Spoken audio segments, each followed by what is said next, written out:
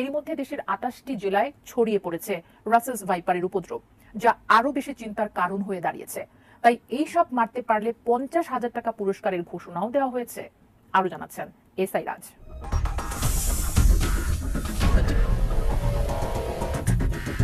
সারা দেশে ছড়িয়ে পড়েছে রাসেলস ভাইপার আতঙ্ক।